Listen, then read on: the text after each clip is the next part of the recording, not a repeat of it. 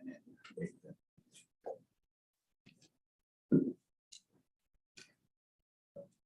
Yeah. You could have been doing that for the air commissions, and that's what I thought you were talking about. Yeah, I just wanted to set a precedent, so.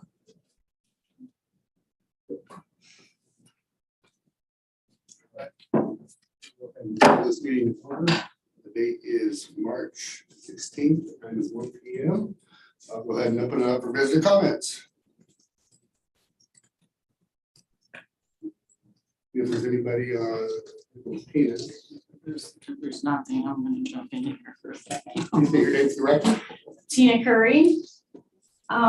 I just wanted to give you an update and see if you might be able to discuss this amongst yourselves at some time in the near future. I had a meeting this morning with Brad down at Sand Island Campgrounds. And he was asking about the possibility of allowing them to have additional parking because parking is becoming an issue. And I guess there's a road that kind of goes up the hill that there would be spaces for maybe 30 or 40 vehicles to park there when they're camping on Sand Island.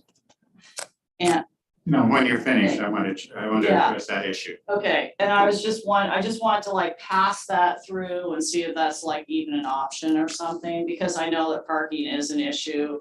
When the campground is full, they're like running people up here and over there to park for the weekend. So that was one thing. And then I also want to let you know that we're making good strides. My portion of the audit, I believe, is over, and I've completed everything that they have asked me for.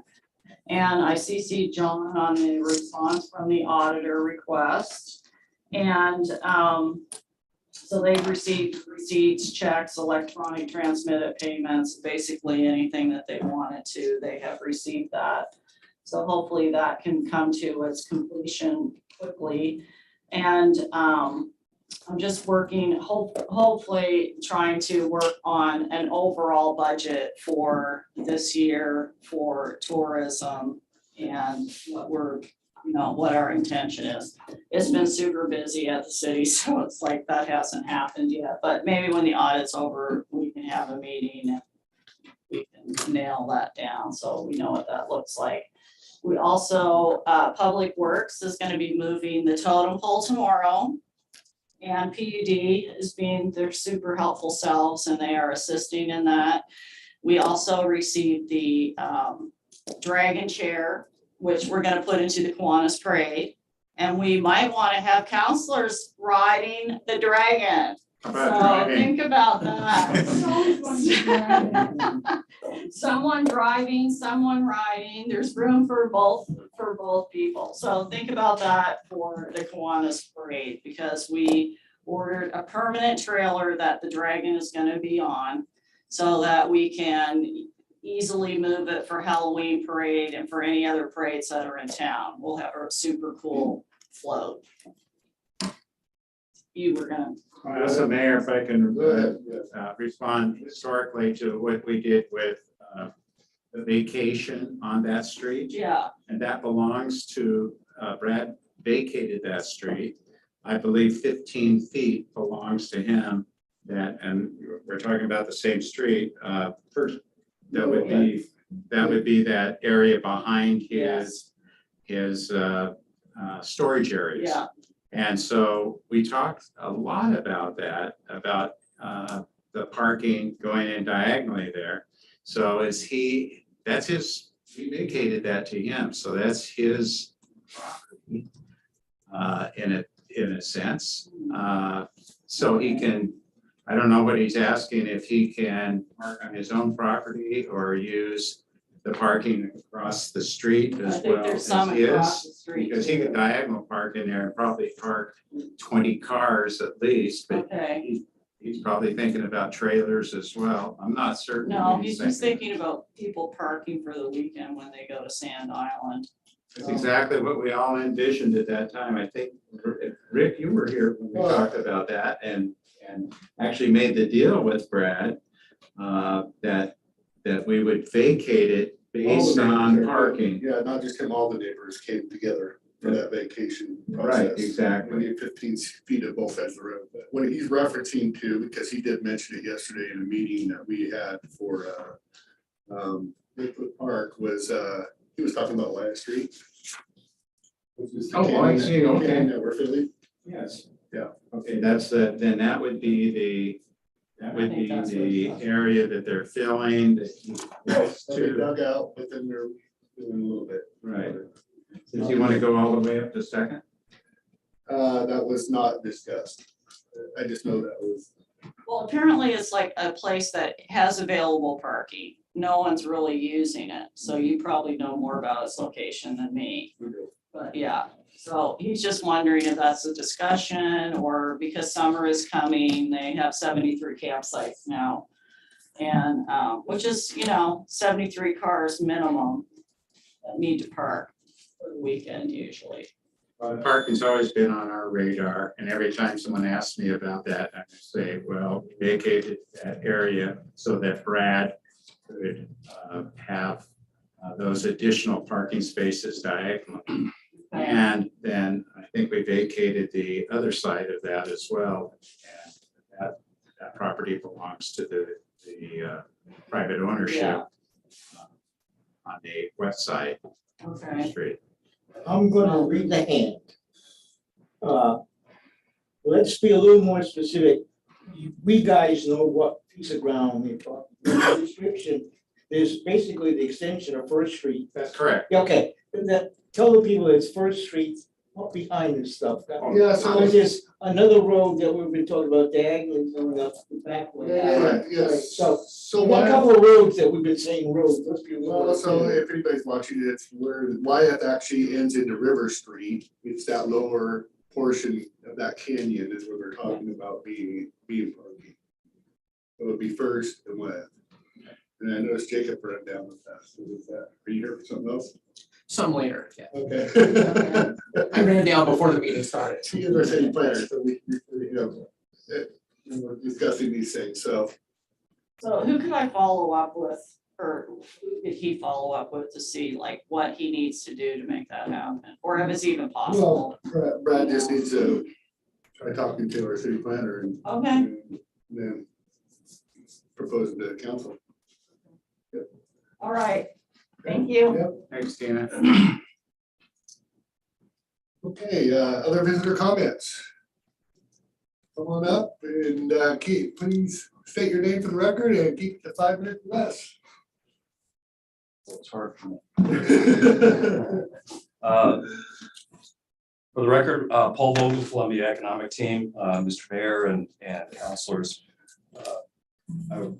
With us today, we have Danson's, which is a company that is very interested in the Armstrong property.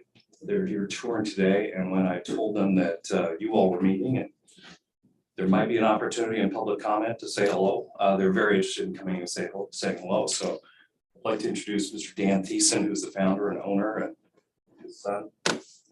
Just say a few words.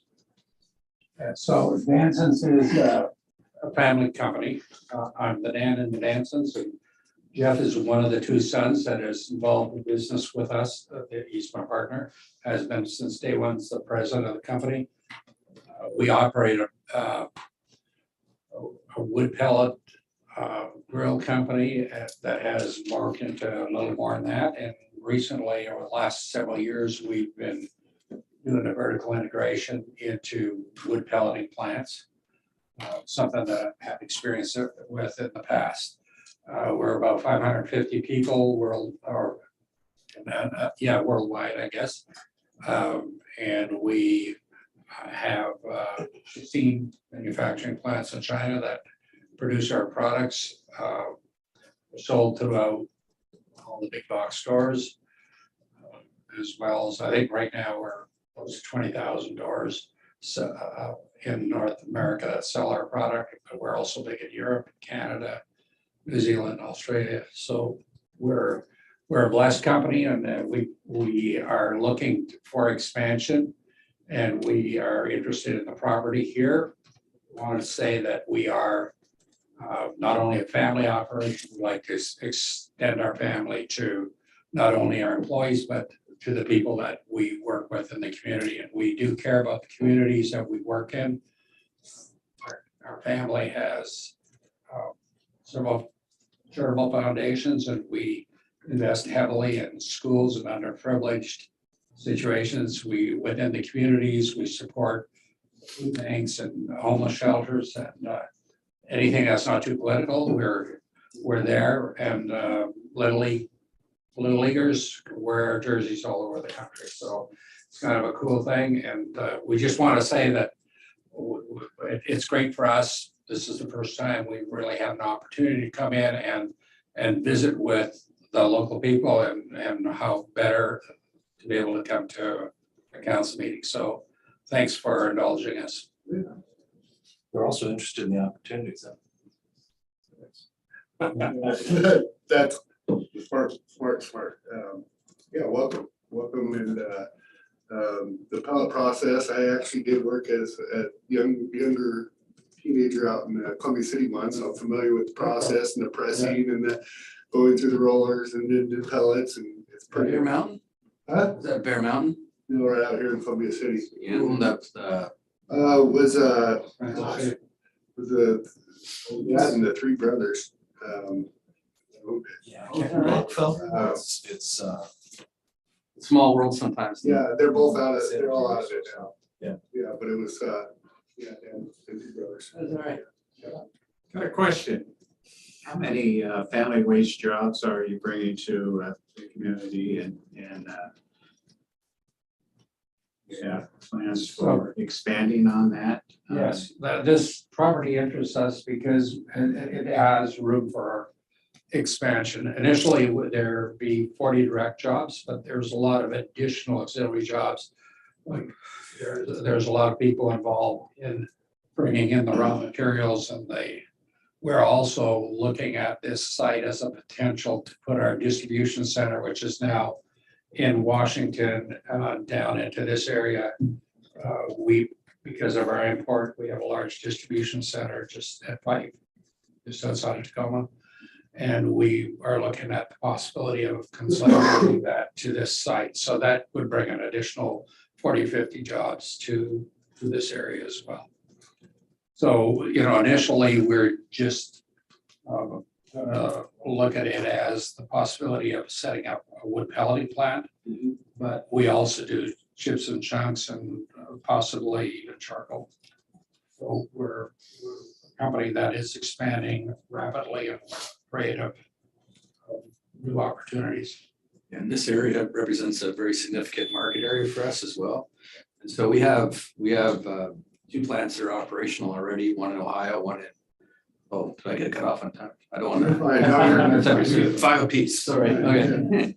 So we have a plant that's operational in Ohio, another one in Hope, Arkansas, and we're having another one coming online in the next few months in Georgia. And so this would give us a footprint that's more national.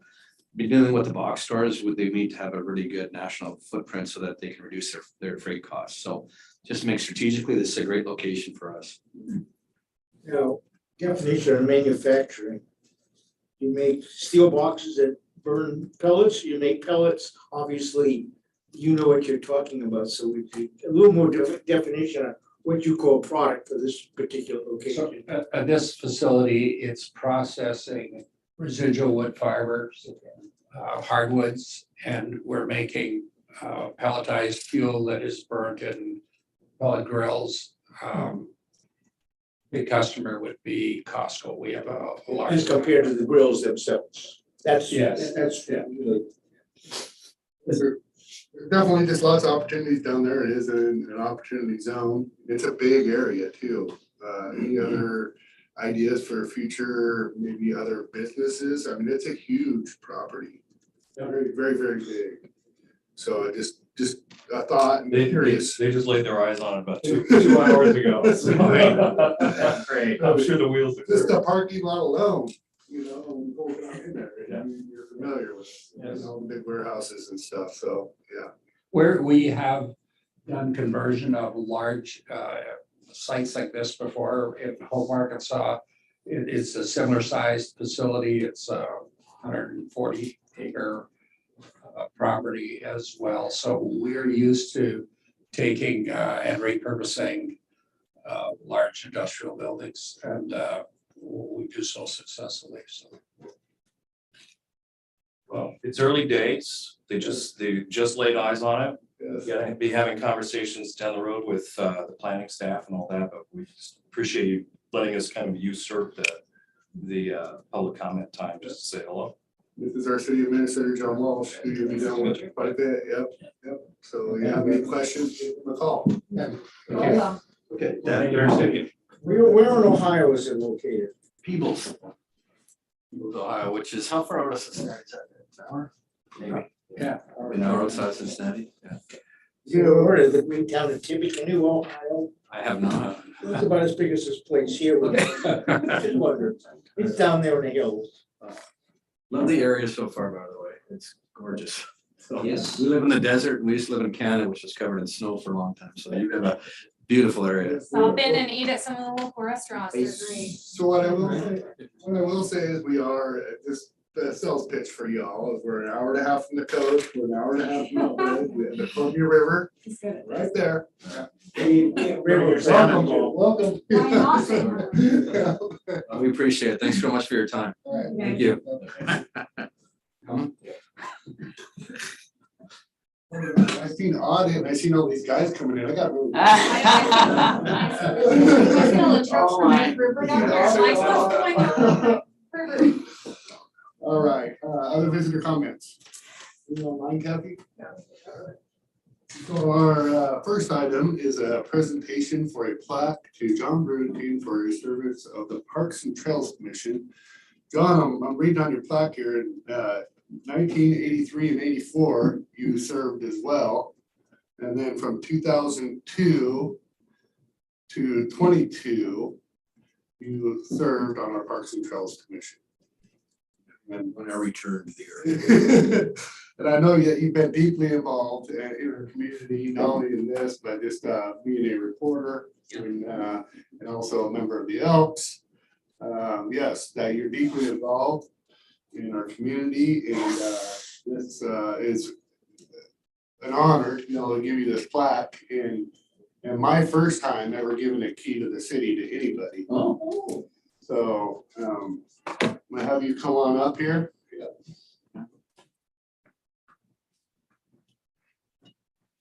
Gonna pull out this fancy key here. Yeah, I wanna see it.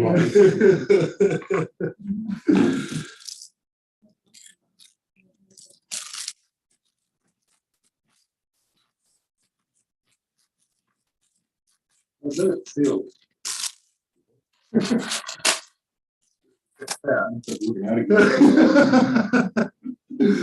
So I'm gonna hand you this key to the city.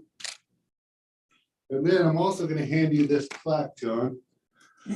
Yep. We have to do one more photo op. Do you want to hold up a key as well? Oh, plaque together? well. Oh, I'm sorry. Okay.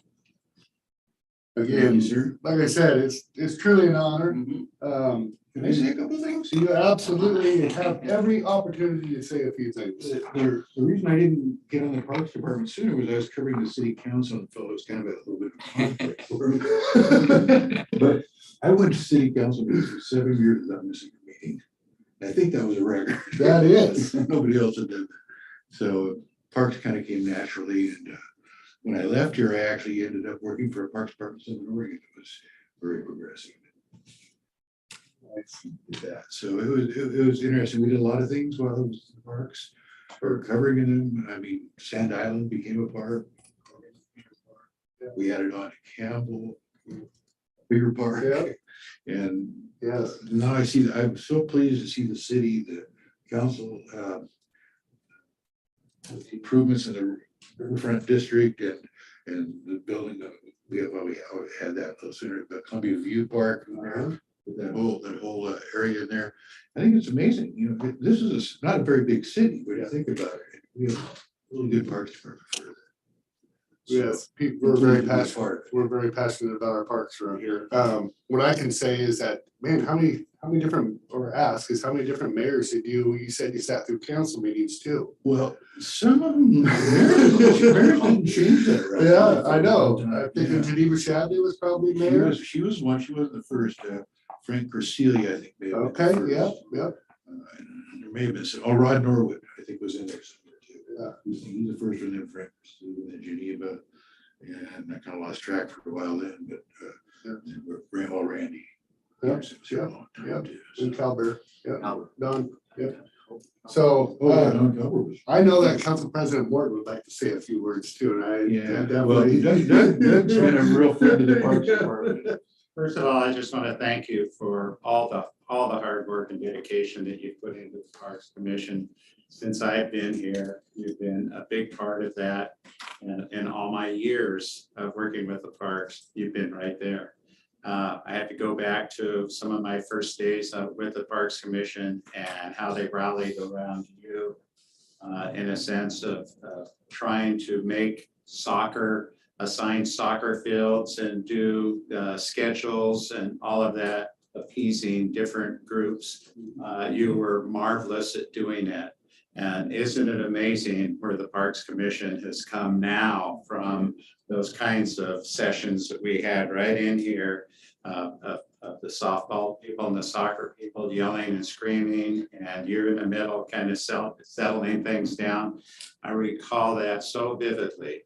And now it's because of your leadership, it has evolved into a very functional and effective organization where they meet regularly, and those things are all settled in a way that you know about, because you are leaving the Parks Commission now, and you're dearly missed already.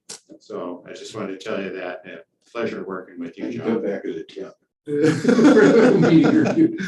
knew it. I do have one little request of the council. A few years ago, the council bought some property over in Ross Road.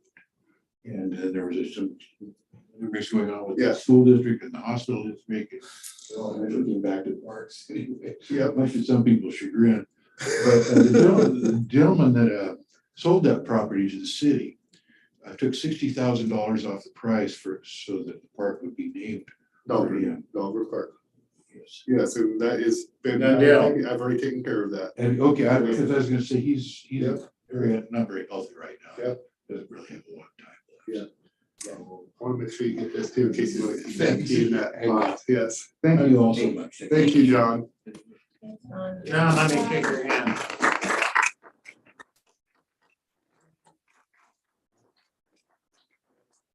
That's the council. One last. Lead. Hey, John. Hey, John. These other councilors would like to shake your hand. Oh, they feel slighted, do they? Oh, no, I haven't had many interactions with you, but I've seen your name all the time and all the work that you. Hey, John, just huge on your civic duty to the community is, you know, I mean, that's just, it's not happening like it used to, you know, we just also did Bill Eagle as well, and we need volunteers, the city needs volunteers, that's how we One of the things that stay wasn't engaged. really involved with the city we did that was kind of interesting was we put on a festival downtown here. Yeah. And had a beer garden and stuff. Yep. And the money we raised in the beer garden kind of funded everything. It also funded a crew building of the GC Hall at Yes. the time. Yep. And ironically, the place that was built with beer money is now in Al-Anon. Yes. We got an auditor. I know, I get it. Things goes around, comes around. And that brings up one other point, is that, you know, the Columbus Day Parade is coming soon, and ACs, I think, are originally ones who started the parade. Yeah. So I'd like to try to find out if we could, Crystal, if we could reach out to the Chronicle and see if there's any archiving that they could find around like 1950-ish, maybe when the parade actually started. Because we're not sure if we're coming up on the 70th or 75th. You know, I mean, we've been a couple years, it's changing there anyway. We know it's somewhere right around 50. 1950, that parade has been going on. So that was called the Salmon Derby Parade and JC's, Was it? oh yeah, Yeah. that was huge. Yes. So. But just something I would told the pause I'd try to find out too, so, and I've tracked it back to the JC's starters of that. Okay, that was great. So our next item on the agenda is an annual report from City Auditor Connor Delaney and Polly Rogers Company, PC. I don't see them here. Oh, they're on. Hey, virtual. Hello, can everyone hear me? Yes, we can. Can you hear us? Yes, perfect. Thank you guys very much. Thank you. Just kind of a quick introduction. I'm Connor Delaney, Senior Associate with Polly Rogers, in charge of field work for the city's 2020-21 financial audit. Kind of just wanted to start off by kind of giving everyone an update on where we stand. Good news is that the financial statement audit is now substantially complete. There are a few amendments to the final report from, if anyone had a chance to review the draft report that was included in you guys' packets, there will be a few changes, and I can kind of go over those real quick. Upon final review, we noted some additional expenditures that were paid for through federal grants. And what that means is just our luck, when we added all those up, the total federal expenditures by the city in 2021 exceeded the $750,000 threshold by, I think it was only about $20,000, but unfortunately hit that level. So what that means is when over $750,000 of federal expenditures are expended, a federal program audit is required. So the final report is going to include probably an extra 8 to 10 pages. We're completing those procedures this week. Essentially, the two main programs were the CDBG grant for the food bank, and also just the coronavirus relief funds that the city received starting in 2021. So we'll do, there's kind of a whole laundry list of procedures that we have to do, and then we'll add those to the report. It's been quite a few years since the city's had to have this, but we're seeing more and more entities are kind of hitting that threshold now because of all the stimulus funds that have been released due to coronavirus. So look out for that when we send the final copy. It'll have some additional items. Other than that, oh, real quick, do I have the ability to share my screen by chance? Me too. I'll try it, see if. Well, Kathy's getting you set up, I think, here. Oh, okay. Yeah, I can kind of just. Perfect.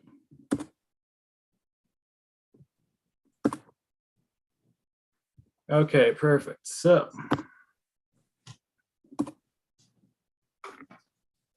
So in addition to it's called the single audit, the federal audit that will be added. One other thing that occurred was that the additional expenditures also will lead to a journal entry to record additional revenue in the community development fund, because as soon as you expend as soon as you spend the money available on grants, even if you haven't received the payment yet, it's recognizable as revenue. So there's a couple $100,000 additional.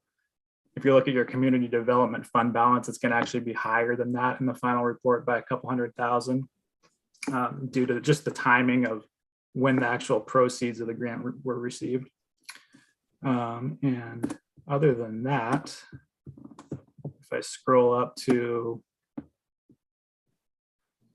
there are a couple, that'll be the only change that really impacts the budgetary fund balances. In addition to that, there'll be a couple changes.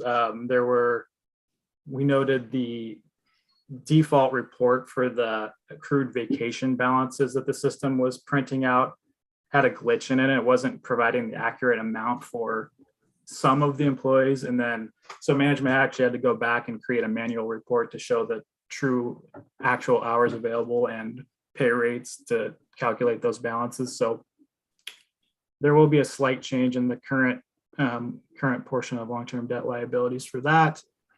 And there'll probably also be a slight change in capital assets based on depreciation that we're kind of looking at the calculation for that as well. But those will impact the government-wide numbers, probably not really substantially. And as I said, the fund balances will all be the same other than that one.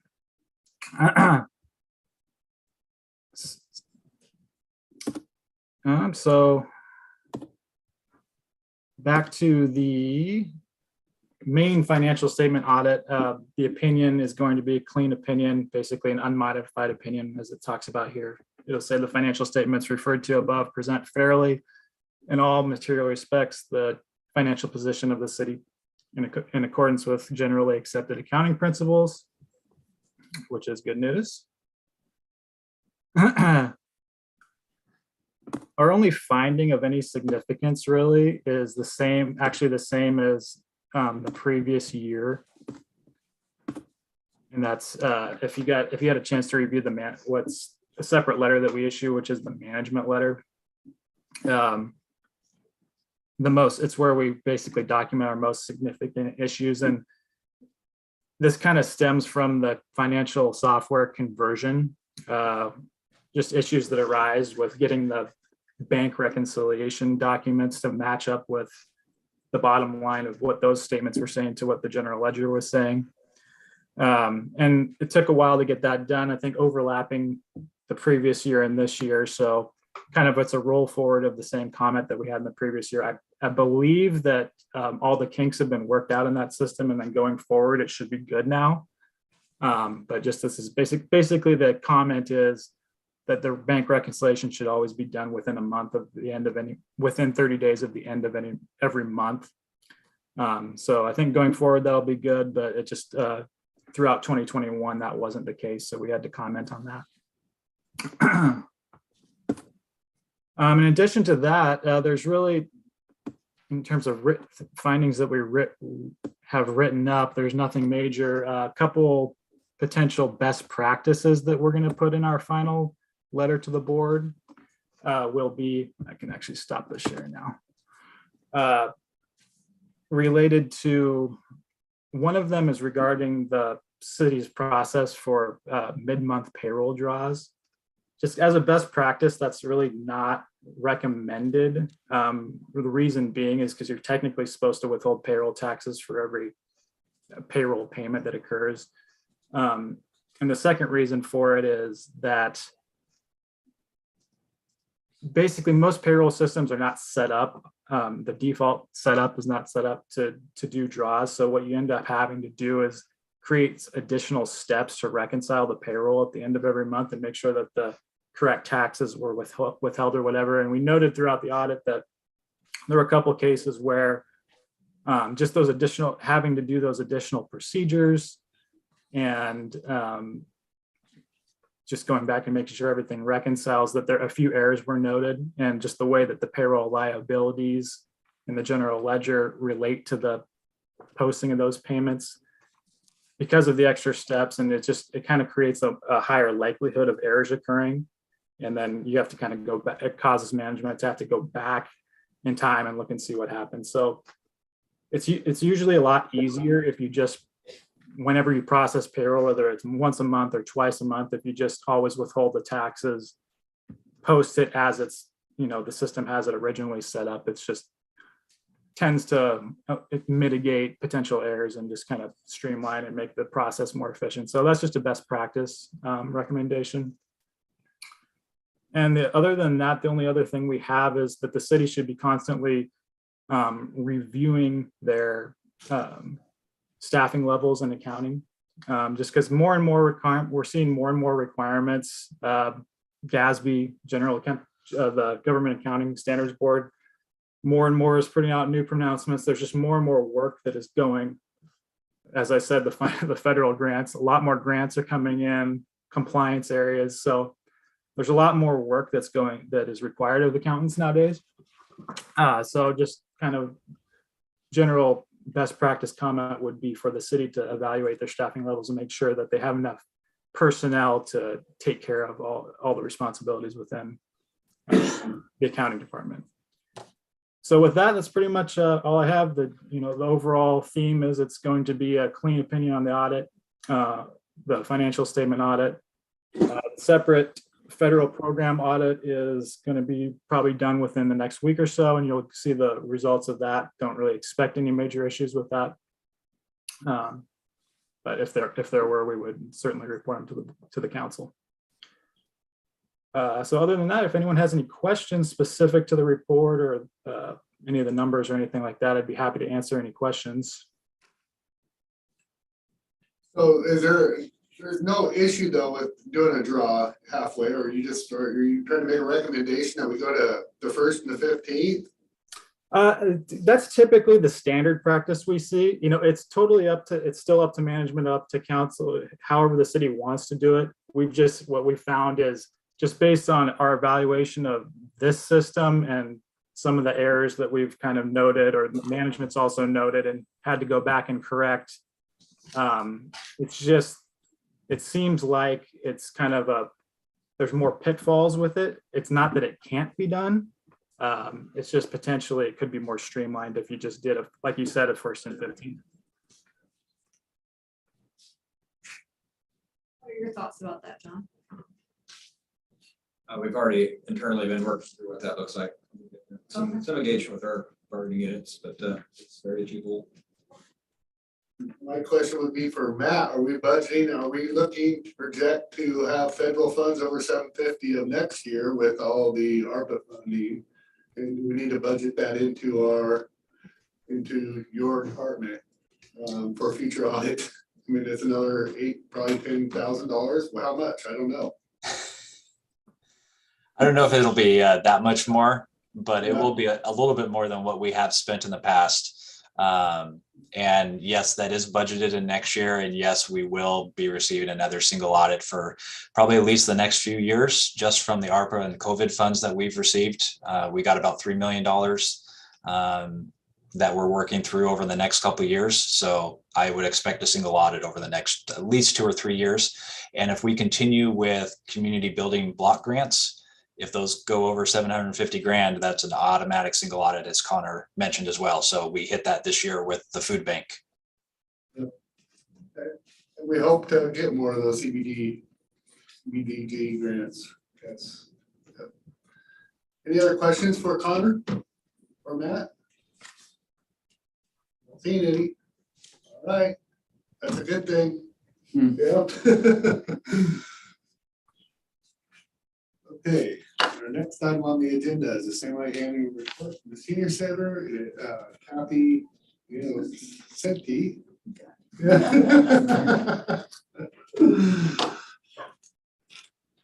You go, Kathy. Good to see you. Good to see you too. Kathy Innocenti, Director of the St. Helens Senior Center.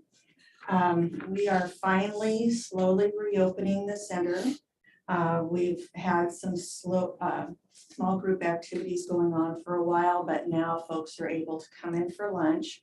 We have had our band on Fridays playing country western music. That's the most popular day. And so we've had more people on those days, but I noticed that attendance started, was really excited at first, and then it started diminishing a little. And we heard from some people that their adult children were telling them, don't go out. So, I think there's still some hesitancy. We still have to wear masks at the center because we're considered part of healthcare. So I don't know if that is going to change anytime soon. I know there's been a lot of discussion at the state level, OHA and so forth about that. So, but at this point, people come in and they're wearing their masks. So we're not having too much difficulty there.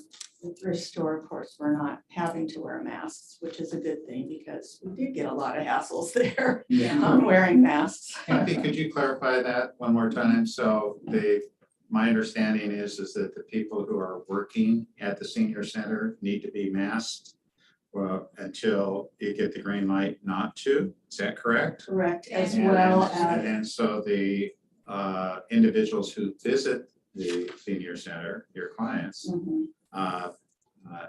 it's optional. Is that correct? no, they have to You're wear, required as well? right. Okay, thank you. You know that because my work is the same. It's just considered medical, so. Correct. Same. Yeah. I think it has to do with the nutrition program. And the fact that we receive Medicare funds through DHS for a few of our home delivered meals recipients. So. Thank you. So we're still doing, we're going by a reservation system just to make sure that we're limiting the people who come in to the space that we have. And only allowing 4 people at a table just to keep some distancing. So, you know, those rules have served us well over time and we're still continuing those. And then the great news from the last time I was here is that we do have a cook and we have also hired an assistant cook and they're both terrific. So that was a big process, but I think we're finally stable there. At the thrift store, we had to close for a week during the snow and ice. And then we've closed a couple times for illness, COVID and non-COVID illness.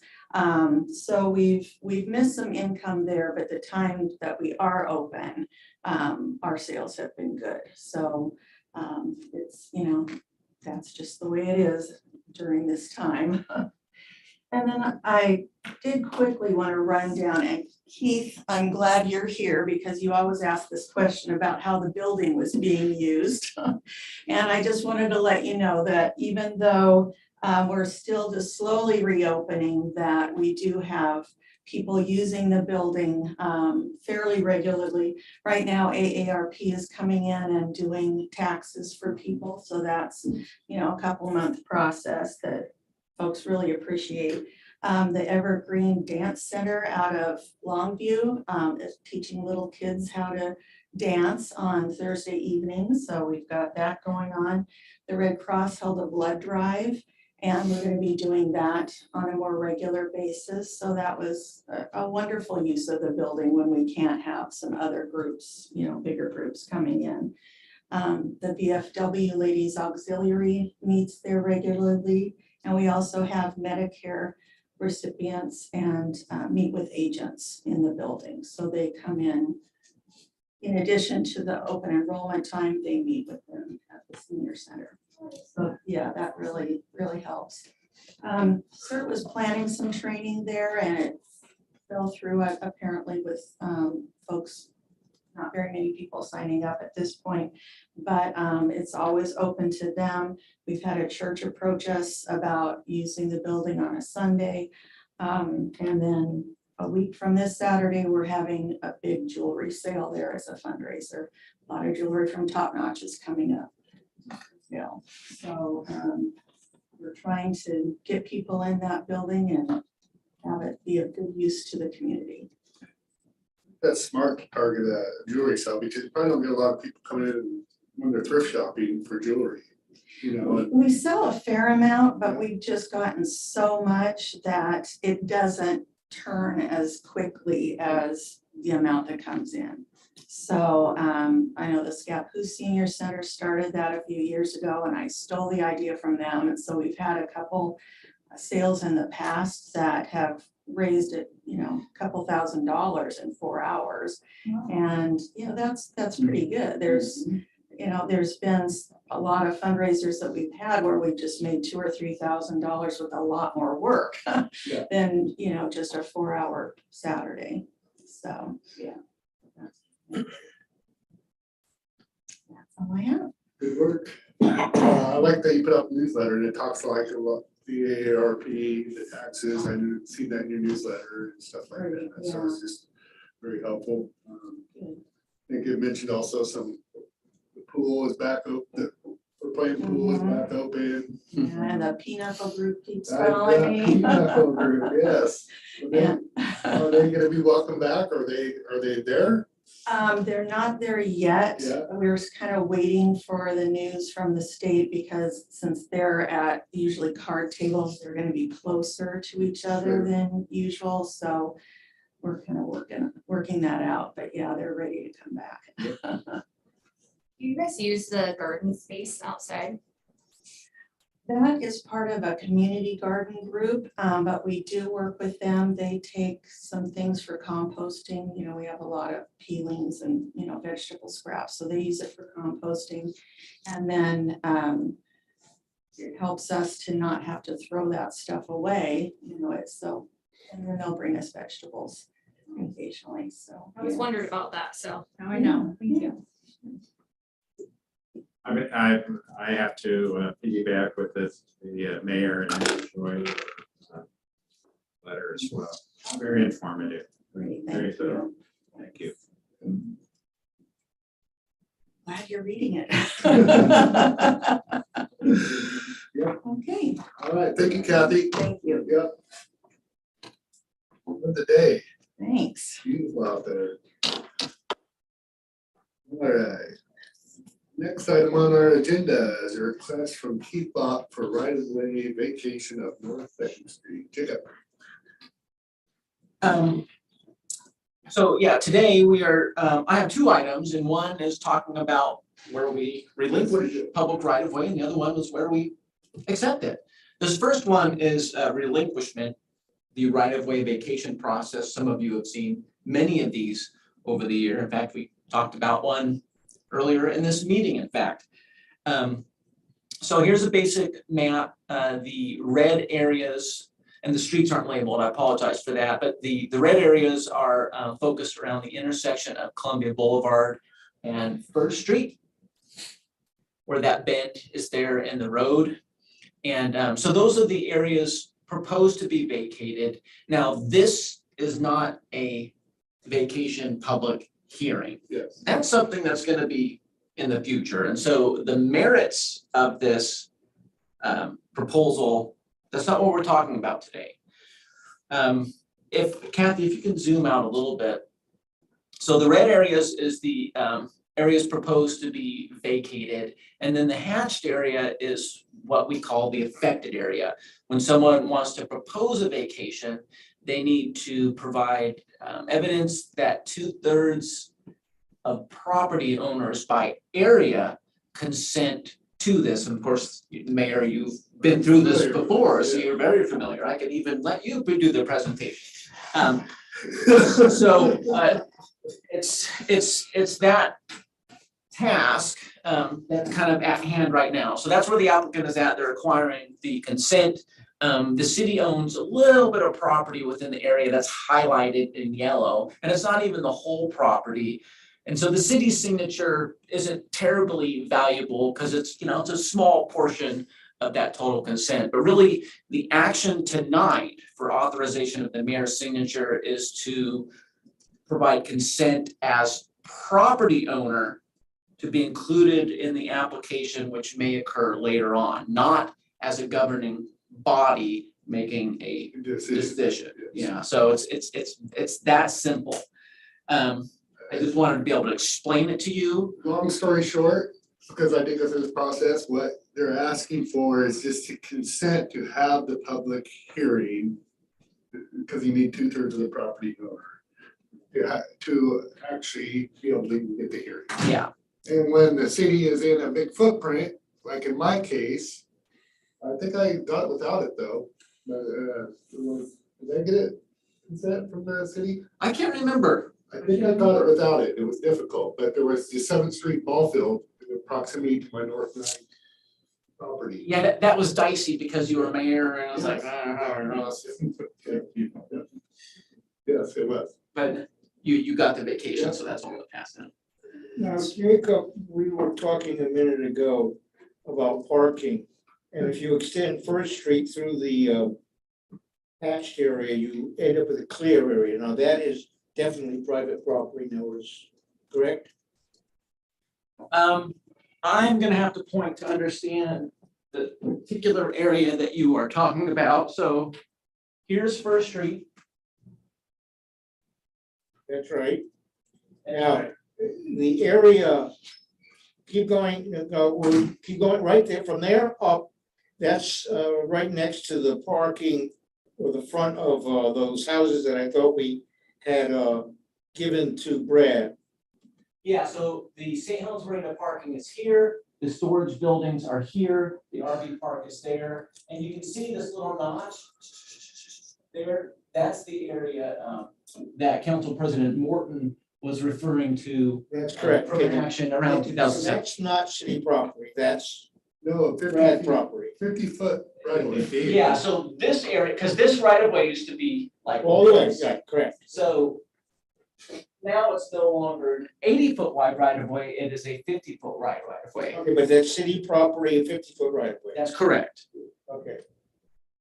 And just so people are familiar, because it was brought up earlier, the yellow area is where Brad is talking about additional parking. Yes. And Yeah. this- So, I mean, so council here. Since we have a map, yeah, I'll just point that out. So this is something that has been in discussion years before I was even employed with the city. In fact, Sue Nelson worked on it, I think her first year here.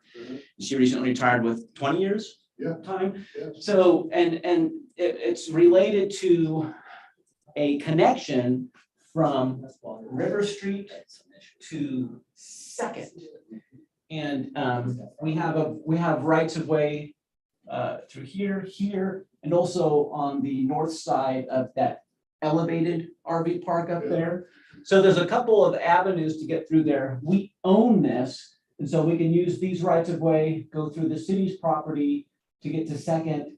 Now that the sewer is replaced, because is this gonna collapse or not? I think it was the storm. Godfrey. Yeah, that went under Godfrey, you know, and we don't wanna fill it until we get this fixed. Luckily, it's fixed now, and so some type of street connection, which could include on-street parking, is more of a feasible subject. Yeah, and just a little recap is that the council is talking about maybe just a fire access for emergency personnel and parking. But making that a fairly narrow road, just so. So basically, the red area is about half an acre. We've got some possible thoughts about putting roads in here and there which are not shown. Now, the storm drain that goes through Godfrey Park that we punched through, that looks like it's under property. How does that work? We have the yellow block, and underneath that, we have some rectangular blocks right where that heavy storm drain is. What's the problem with that, or? Well, the problem was it was in disrepair and needed to be replaced. Okay, now that it's repaired. It's repaired, so now, in the past, there was fear of filling and building something there, because if it collapsed, you know, we would all have egg on our faces. So let Council Berkeley go ahead and jump in.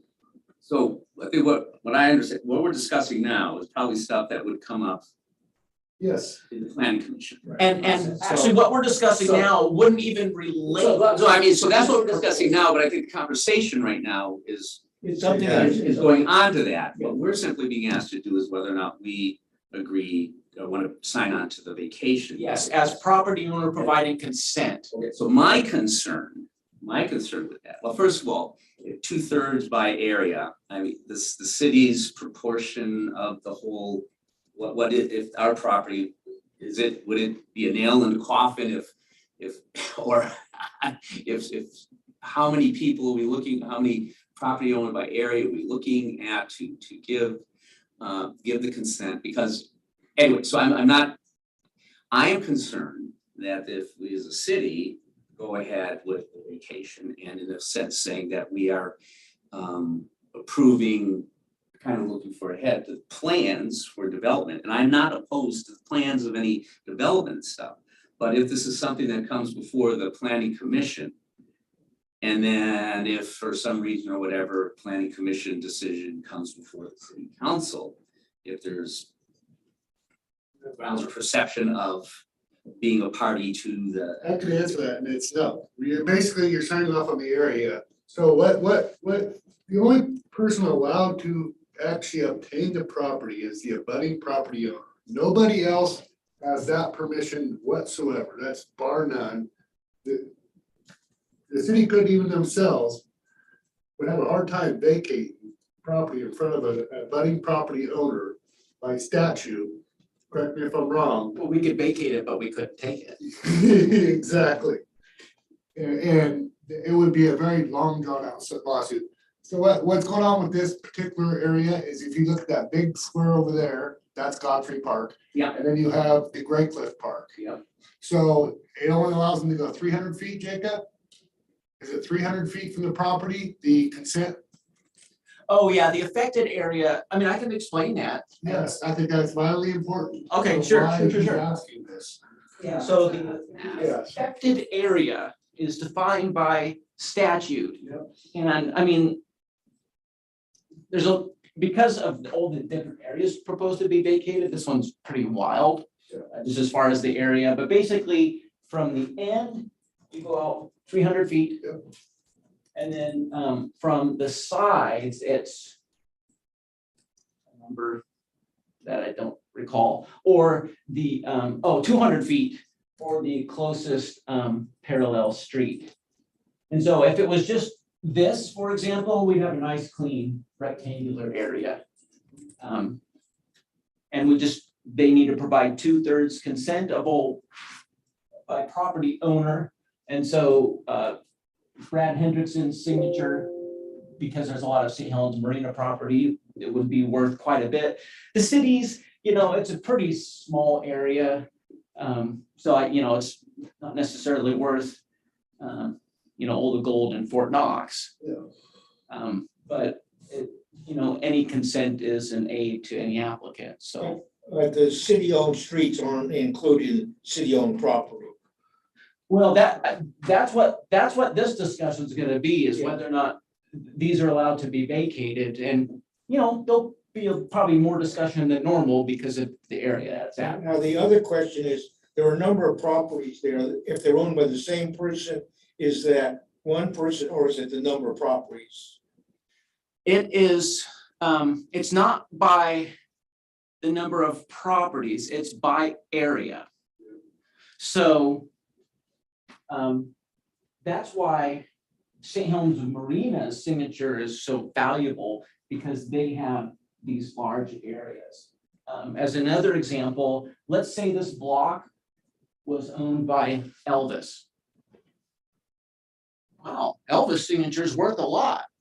We know this block is in different ownerships, and so there'll be different little owners.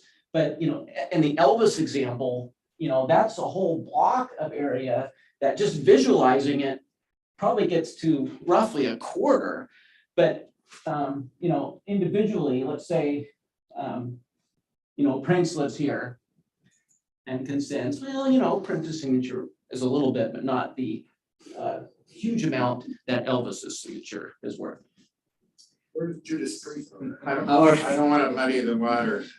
Go ahead. Oh, that's I do want to muddy the water. That's my, they're in the industrial area. If there was a small pond or a lake in that property, would that be included in the area? If it was within private property boundaries. If it was within a public right of way, no, because the public right of way is excluded from that calculation. So here's my question. Since the river is running through there and that is city-owned property beneath the water, is that correct? Even though the state has the right-of-way on that? That is in our city boundaries, is that correct? Well, it's within city limits, but not within city ownership. Okay, got it. Thank you for clarifying. That did it right there. Now running back down the water, to Godfrey Park is a stream, an open stream. And we punched a hole under a number of blocks, put a big culvert in. Is that still considered a stream, or is it now stormwater that is underground?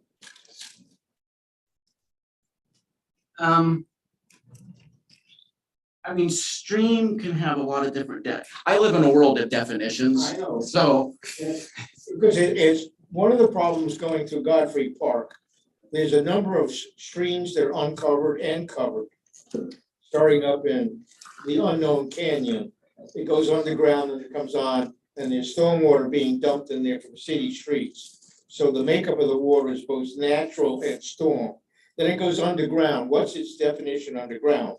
Yeah, I think The Second Street. Council President Morton is correct that that place is stormwater, and I'm basing that on, now I wasn't part of this, I wasn't a integral part of that project, engineering was, but I know they had to deal with the Division of State Lands quite a bit in Godfrey Park. But I don't think Division of State Lands cared once it was underground, because the above ground stream is a water of the state, but not necessarily the piping of it.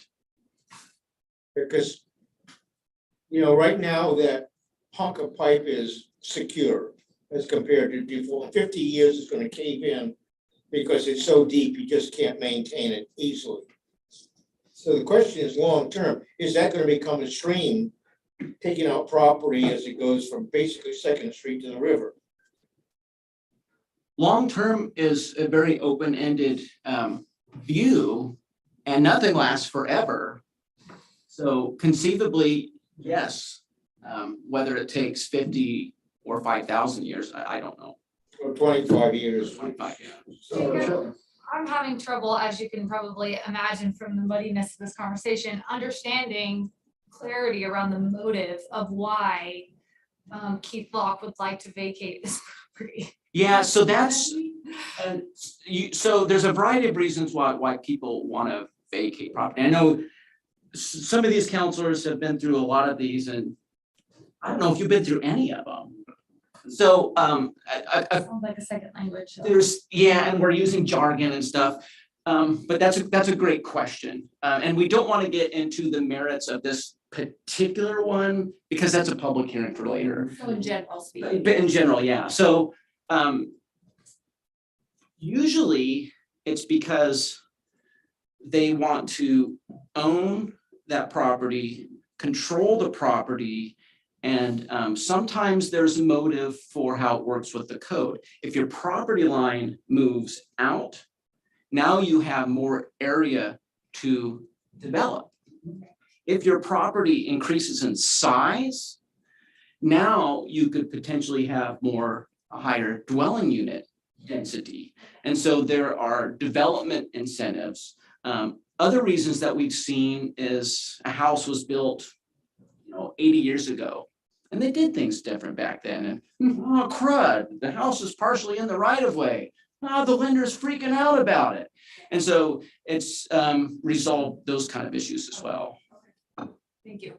Sure. That clarifies it for me a little bit. And when the public hearing, You would hear the specific reasoning. Okay. yeah, and we have to weigh that against the public interest. Okay. one of the problems we've had with some of the vacations, we basically got rid of the sidewalk, so people had a bigger front yard.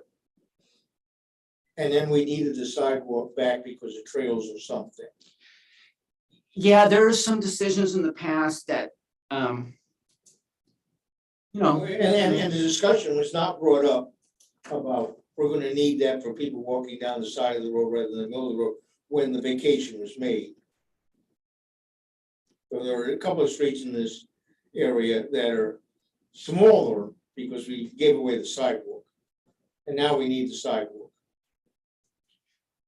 yeah, some of those ones, an easement was retained and the common person, right of way is not in people's common speak. Well, how's breakfast? Well, how's the public right of way doing? I mean, people don't do that. Yeah. Most people. Jacob's like, how about Yeah, I mean, it's our biz, so we're in that. And some of the issues that has caused is when an easement was reserved for the sidewalk and then easement versus right of way, and it's caused a lot of confusion. And that's one of the reasons, and we've learned from some of those past decisions and how we tackle them henceforth. So I see what you're talking about, and we keep those decisions in mind. And your comment about that house was built 80 years ago, the road system 80 years ago, it wasn't even 80 years ago, was rather different at that location. Sure, absolutely. And that's a major difference in both traffic flow and people flow. Just one last about, so the city street, that's not included in our, if we're looking at, that's not the amount of area. Yeah, City street is not included in the, is or is not included in our portion of the the consent. Yeah, and that's why I highlighted that in Just yellow. that little, not the. Yeah, if it was the streets, I would have went a little more wild with that yellow highlight. And the signature would be way more valuable, because you can see there's a lot of public right of way in that affected area.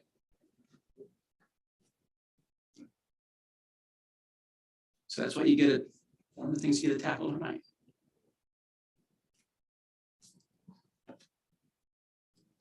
Once upon a time, Jacob, where the parking lot is now used to be water. It was filled in the 60s. How does that play into this? It doesn't really, well, for the purposes of providing consent, it's not terribly relevant. And I don't think that history would have much bearing on the decision. I can't contemplate how it would at this time.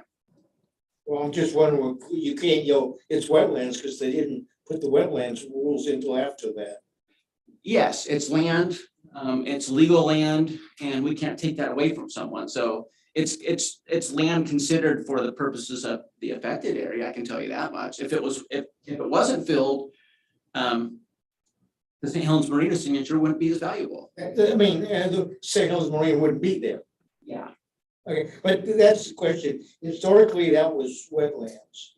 Legally, it wasn't wetlands because they didn't have a wetlands definition at that time.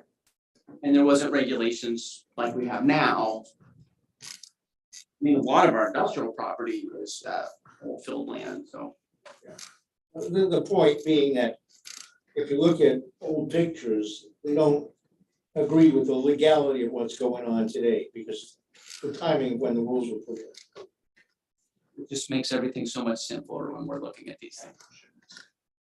Hey, Jacob, let's go on to the next one. Okay, so that example was talking about when we give it back. This one is when we talk about obtaining public right of way. So this is an exhibit. This is actually a deja vu proposal. This is an exhibit from 2013. And this is actually an old aerial photo.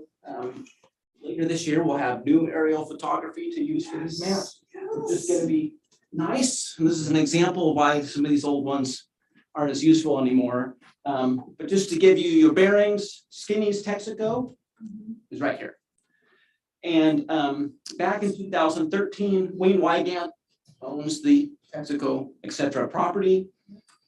Back around 13, he developed this property into a parking lot. And we acquired right-of-way dedication here. And he built the sidewalk there. So I should back up a little bit. Whenever we have a land use decision, one of the things we have to consider is rights of way. And that's why, we talk about it all the time. Little Street is a good example of something funky going on. Because you don't have a contiguous right of way system here, right?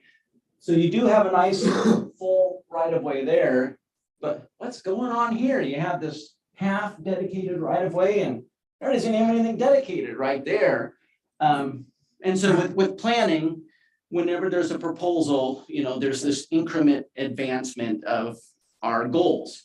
And Little Street, our plans see it as just a classic 50-foot wide street. And so when things are developed, we acquire the right of way. Now, so that's the history of this one.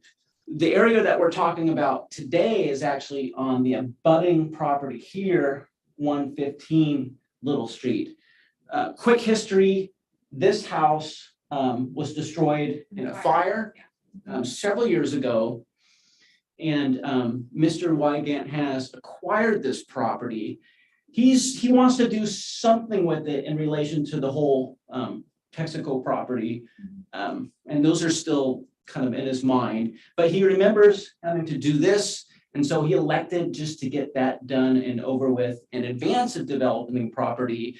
And that's why you have that dedication deed before you tonight. So really, we're talking about dedicating this little portion here, which is one step further to having a full right-of-way along Little Street.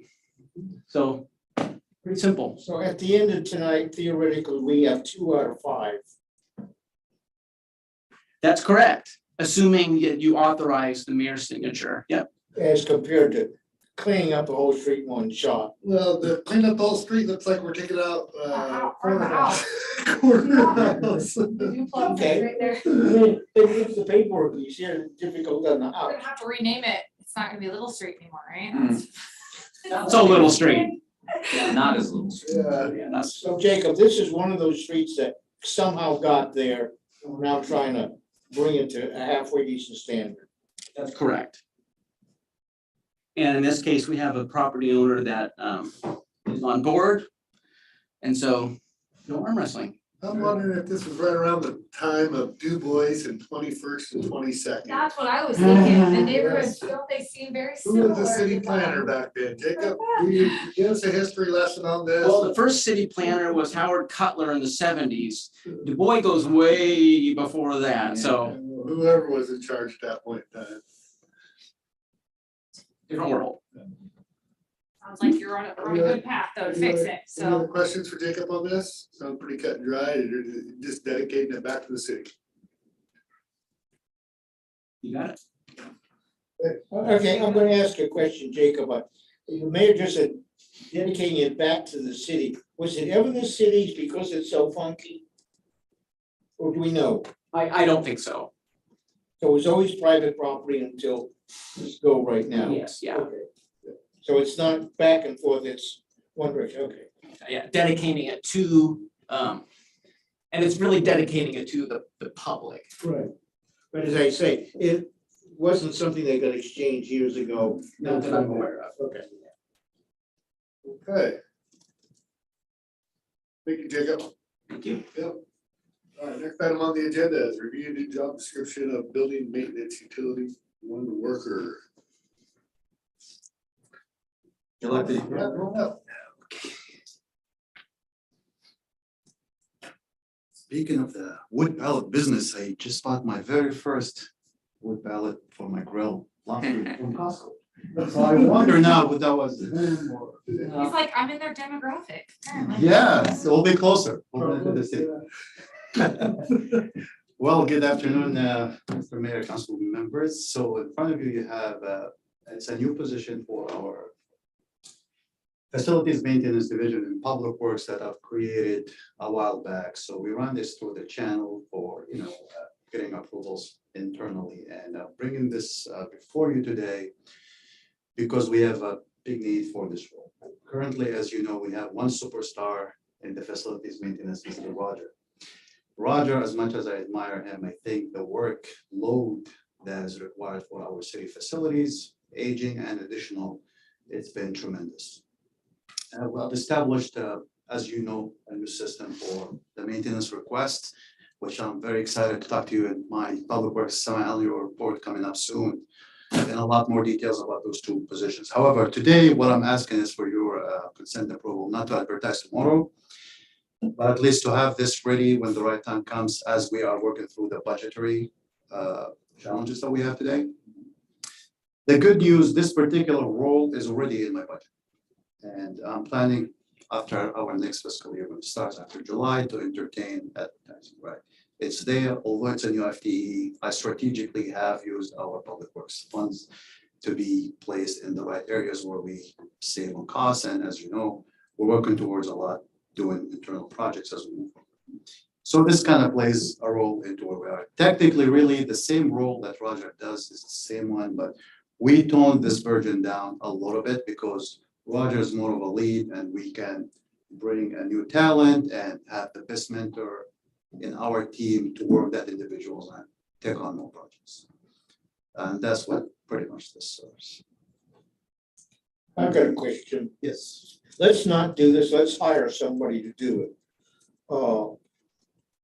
How much, obviously, hiring somebody outside looks nicer, but costs us more.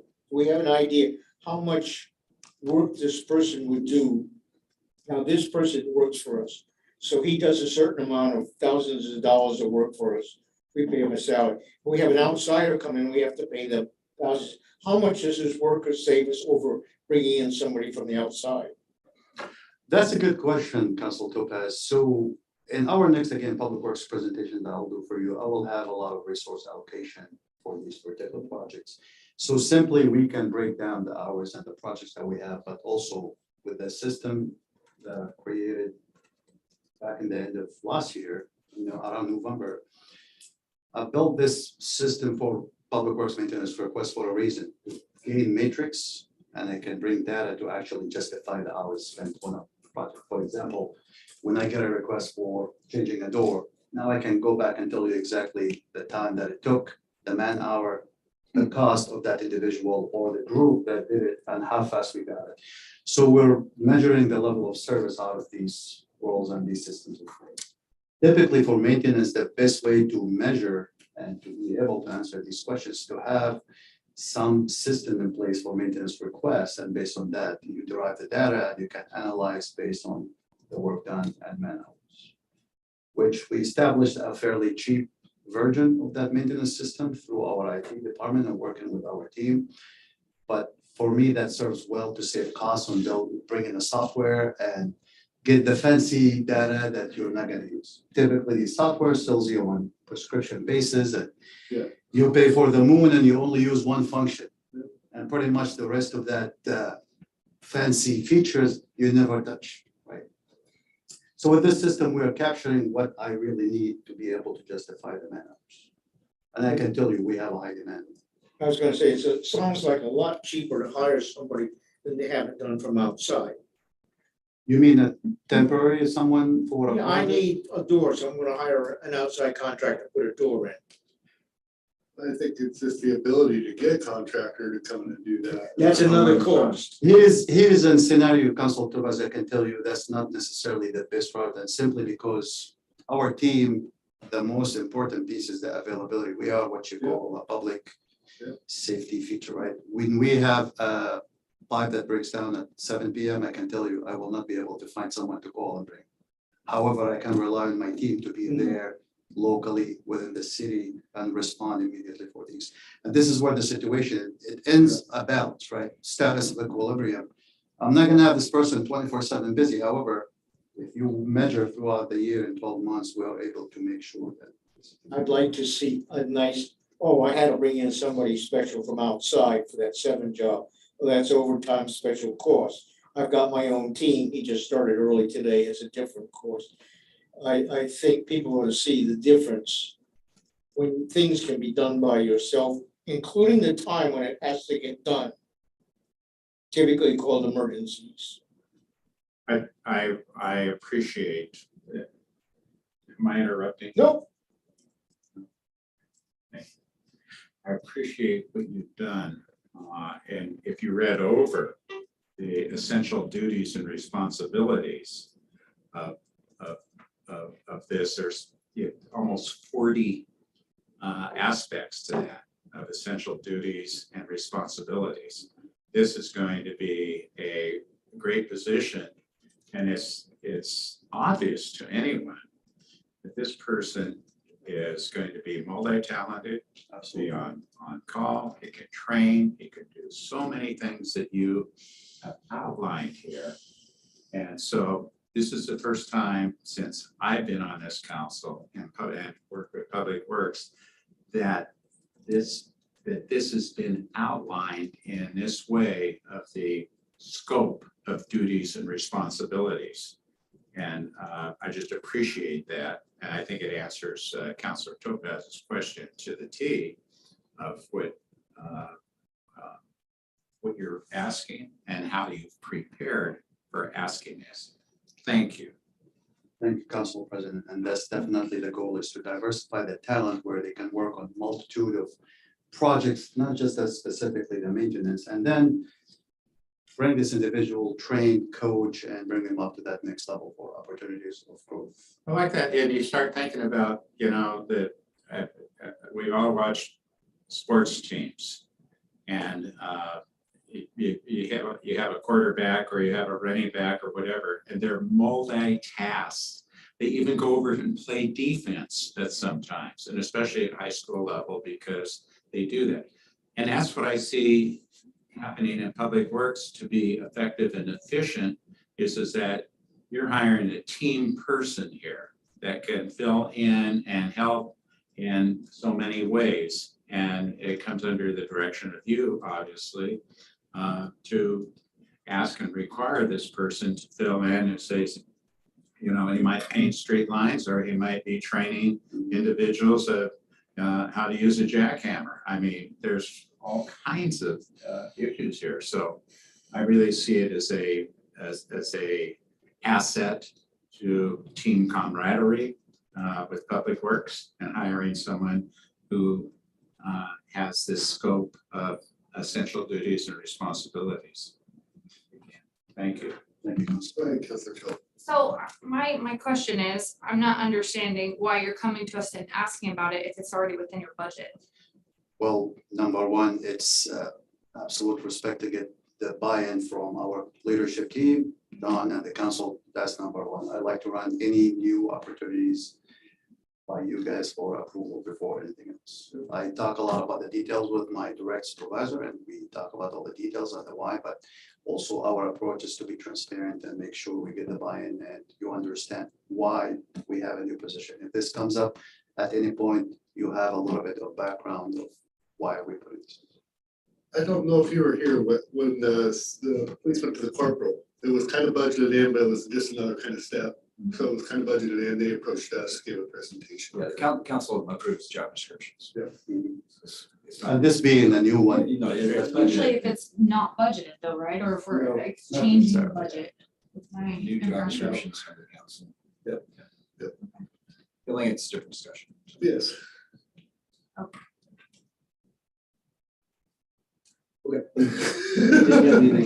Does that answer your question, Council?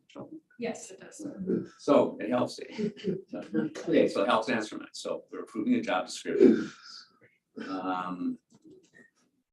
Just like we could have other job descriptions in place, but that doesn't necessarily mean we are filling them.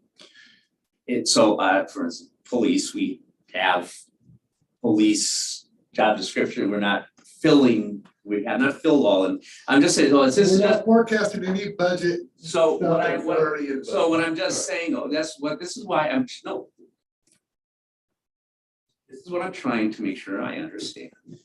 Because I want to understand the process and what we are doing. Because I do know then, okay, if we're approving a position job description, there's still a budgeting process that we have to go through to determine staffing for the next fiscal year. And I'm asking this is important to me, and I do think it's important to people, because we did it a couple of weeks ago. Stephen Toski came to make a case for an additional city plan. We heard in our water and sewer master plans and suggestions, look at the staffing, whether that be increased staffing or the way we manage that staff. And there is the issue of adequate police staff. So I'm just wanting to make sure that what we're doing here, I think that with the optics and if public is talking, and I'm glad, to answer that question. I see that's important. that we're discussing this, that we are aware of it. But I do think that before I do vote on this, that I have a complete understanding that this is what we're doing, and it may be budgeted, but we don't have a budget for next year. There's still time we are discussing budgets and planning. And so I'm just saying, if I tonight, between now and tonight, I choose to vote for approval of this job description, it's not a done deal that job description is filled next year, because we don't have a budget. Well, it's in the budget. No, it's in this. It's in this budget, but is it in, It's in next year's budget. but we haven't seen next year's budget. I haven't seen next year. It's part of the general budget. So what I can say is for this, people watching, because you're trying to say that we're trying to add a position when we're not, it's already been budgeted. What he's doing is bringing a job description, which has to come before council for any departments in any part of the city, including the police, when they wanted to do add two corporals instead of just regular police officers. They wanted to do 2 corporals, and it did give a little bit of a promotion. And I can go back, I can go back on police and continue to talk about where we've done there. And I'm just throwing that out there, but Yeah. Any job description, can I finish before I get interrupted? Because this is kind of my department that I oversee, that Roger is very knowledgeable. Roger Stauffer is not gonna be here forever. That if we do not take, who used to be Warner wearing Stauffer Construction, and we do not take the Stauffer part of that and try to find somebody and educate them into the building and maintenance facility position, like we are transitioning for our 4 retiring officers, this is no different. That we have to be looking forward, and we need to gain that knowledge and understanding. And this is, it's described right there what they do.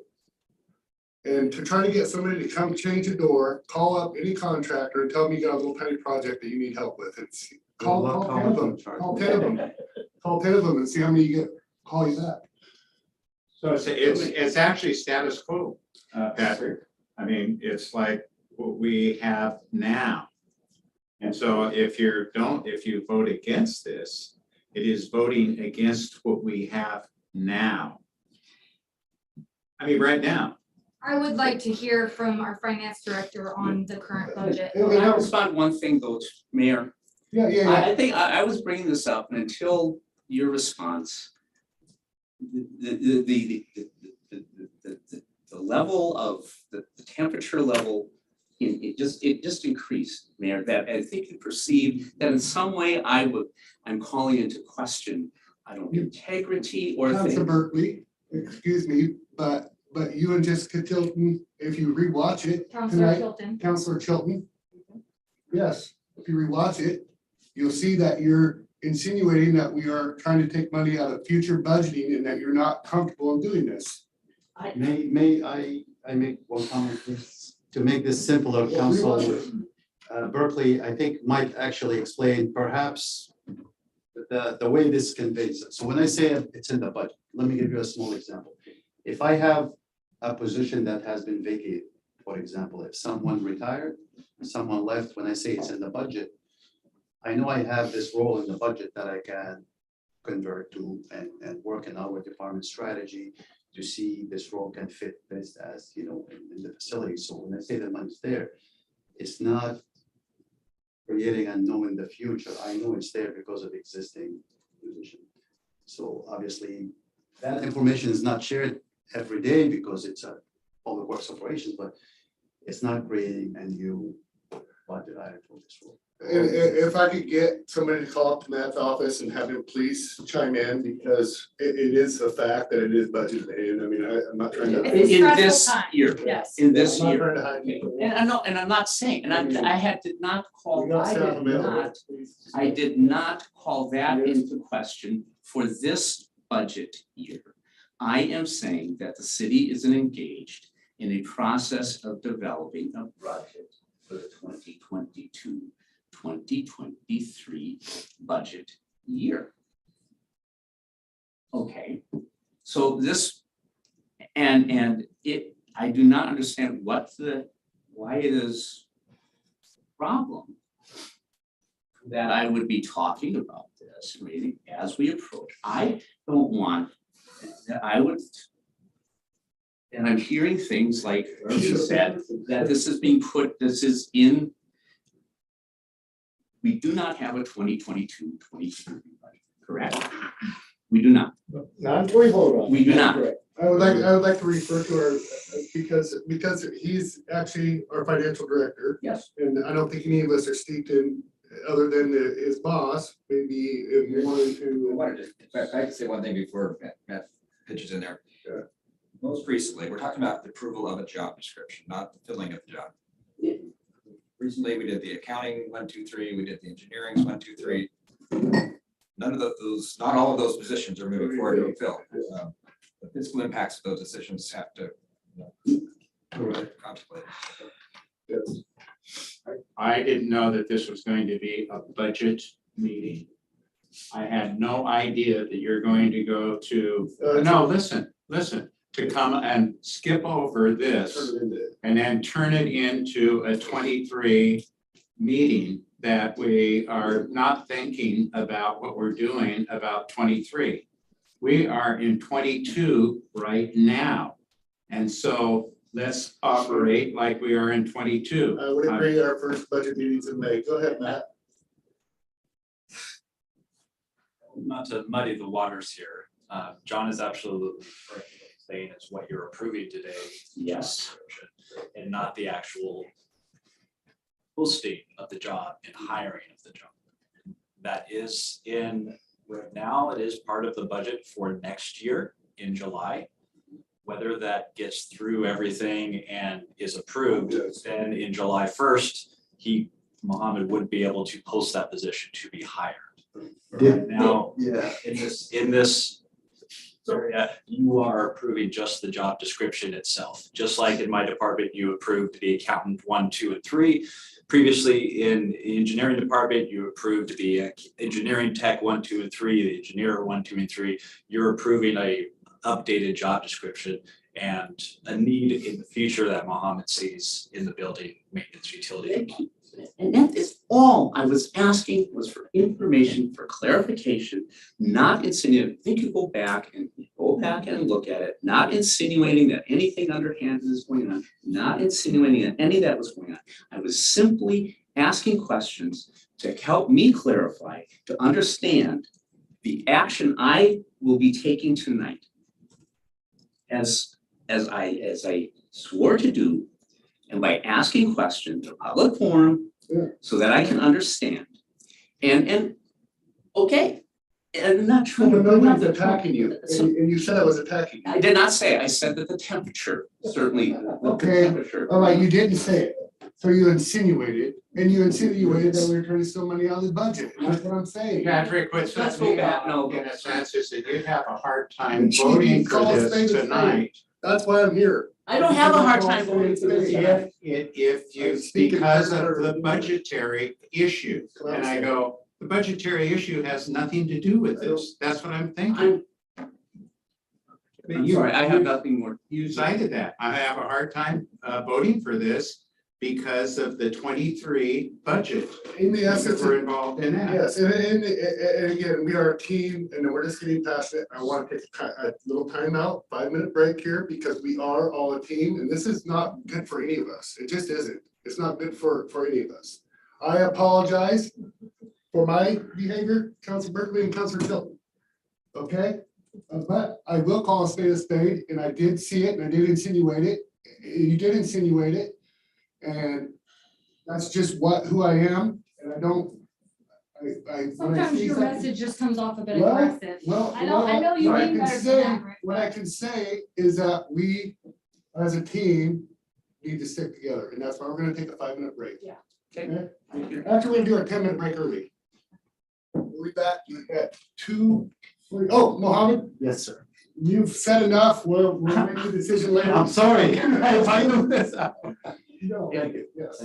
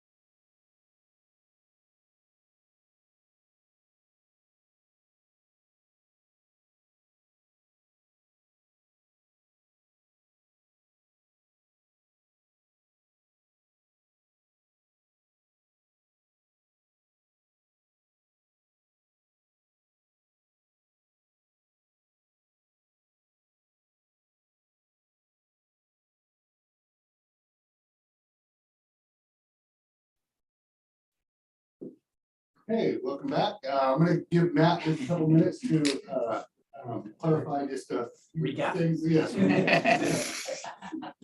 Yeah, so the job description that our Public Works Director Mohammed presented to you is on the docket tonight for approval of just the job description. The job will not be posted. It is on the docket for next fiscal year and part of the budget process that we are reviewing to present you in May at the Budget Committee meeting. So if that budget is approved, this position could be part of that new budget and be posted as soon as July 1st. And so it will not be posted or filled within this fiscal year. Thank you for that clarification.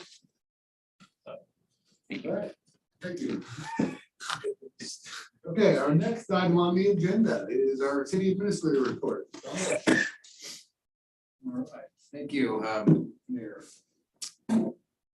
So on the Zoom people right there, when they were talking, the accessibility feature is turned on, so now you can read the.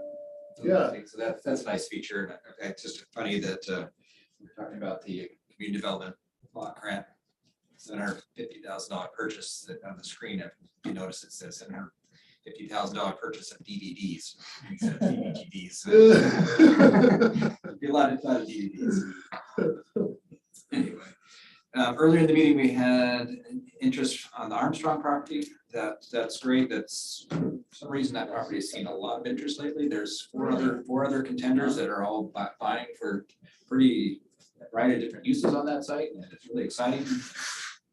You know, Armstrong is our diamond in the rough as far as economic opportunity. The site's just incredibly well served, electricity, water, wastewater. We have an old treatment plant. It's Railroad. rail access, water access if you want to make that infrastructure. So, you know, not that we have a lot of control over the outcome of that property because it is owned by Armstrong Corporate, but you know, to the extent we can entertain proposals, you know, the one's highest and best use, you know, that was a real economic engine for the city. It was a real hit when they left as far as the water and sewer, property taxes and all of that. So, John, in the front of the Armstrong property, is that also contaminated, or is contamination pretty much the Boise properties? so one of the reasons the property is now marketable is that they've done a boundary line adjustment, because a lot of Armstrong, it's a big site, but a lot of it's submerged, needed tidal lands. And those are, you know, there's a lot of contamination in those lands, and they've remediated all of the uplands, but the lowlands are more work to come, and they've done some settlement agreements with the state, and it's, you know, there's, they did a boundary line adjustment to separate the upland from the lowland. Prior, Armstrong was just trying to divest themselves of the property entirely with those two things. Nobody was biting on it because there's too much risk associated with that. So, and that's why I kind of asked, you know, were they looking for other opportunities in a business, you know, as a business park, so to speak, because, you know, I don't know that is with everything that's available there. You know, the most economic, and that's why I asked that. Yeah, there's been other interests that have had combinations of uses of different. Yeah. When could we expect to see those other proposals? Well, it's really. It's through CSET. Well, it's between Armstrong, they're gonna, the nexus with the city and is the permitting agency. Right. As far as whatever permits they get through Columbia Economic Team as far as incentives, opportunity zones, enterprise zone benefits, there's various different programs that the state has tools that the Columbia Economic Team manages. So John, when property like this changes hands, does that trigger anything for the Division of State Lands to reassess the boundaries of what's wet and what isn't? And do they come back for a reassessment when it changes hands? Does that have any kind of triggering effect? Red flag goes up or something in the DSL office? DSL has been in consultation with this boundary line adjustment throughout this process. As far as assessment of values and property tax and things like that, I can't really speak to that. But it's much more marketable, developable kind of situation. With those long buildings, be a great place to build blades for wind turbines. Great. All right, yesterday we met with the Marine Board representatives and talked about the various design proposals for the Great Cliffs Park dock for the ADA accessible, combination of ADA accessible fishing pier and kayak launch and the various orientations that might play. Councilor Berkeley and Mayor were both participating in that. Great conversation. The project isn't a huge budgetary impact to the city potentially because it's going to be a grant from Fish and Wildlife, grant from the Marine Board, and then there's a 25% match. But this state does all the design work, they do all the permitting work. Just have to commit to the project. And over the next little bit, we're going to have some design revisions and talk about them publicly and get some public buy-in on that. So it's an exciting project. It'll really serve the community well. Length of the ramp going out is 120 feet or something like that. Two-step ramp to be able to get the grade, so it's truly accessible. It'll be a beautiful 80 and 100. And there's a couple of them. 80 and then 100. Down here 80 and 20. About 200 feet. Yeah, it's a long ways out. It seems like a long ways out, but it's really not When you. any further than the marina is. It's actually about 3/4. Yeah. One of the things, if you try to do that parallel to the land, you zigzag and use up a huge amount of shoreline. Just because the height of the ground to where you gotta go down to for the ADA rules. Yeah, and the design time attempts to not negatively impact the parking further, because it's pretty limited parking down there now, so they're looking at an access point down towards the end where the loading zone is right now. Should be a great project. The library director interviews are round 2. We're targeting March 28th for those.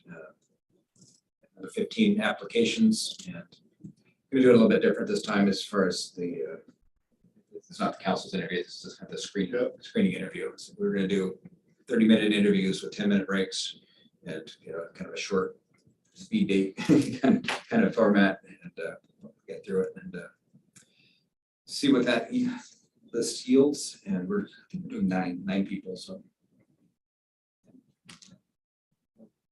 there's always some dropouts. So we're inviting 10. But, couple more weeks on the master developer recruitment for the river, for the RFQ for the Veneer property. And had some, been some interest in projects and phone calls, and that's great. Look forward to that. And if we get to a point where we don't have much to choose from and there's still some interest, I'm going to come back at you and ask for an extension if that's appropriate, but we just don't, first call is going to be April 1st. Look, if that's all right. Looking forward to tonight's meeting with the planning commission and sharing the first street utilities and extension. And that's going to be, we have a good presentation for you. I hope you enjoy it. And really build on what we've started as far as the concepts of just extending the streets, all those pieces and more. A lot of add-ons, and then some of how the project will get developed. The below ground stuff isn't quite as just below ground, so you don't see it, but it's super important. Water and the sewer makes what makes the property ultimately marketable. Should be a great presentation. Some good news on the Central Waterfront project. I think you've seen by now, it's been in the papers. If you haven't, for the last couple of years, we've been stalled, just kind of scrapping around looking for funding to advance the project. And now several House bill, we had a request for FEMA, we had legislative appropriation request, and 2 out of those 3 came true over the last week. We got $984,000 from the state legislature to advance the Riverwalk, and $387,000 from FEMA, which is going to, FEMA piece of it is going to evaluate the integrity of the wastewater burn. And how that will roll out is there's a technical aspect to that. There's a community engagement aspect that's super important to this project as far as creating a committee and getting people the committee at the table. We're gonna come to you and request a technical advisory group or committee, not sure exactly what we're gonna call it yet. But the funds will manage, the state funds will go through Business Oregon. That'll be a few months out. So there's a slow roll of getting contracts in place, and everybody's really behind with all the other money out there right now. So that's really good news.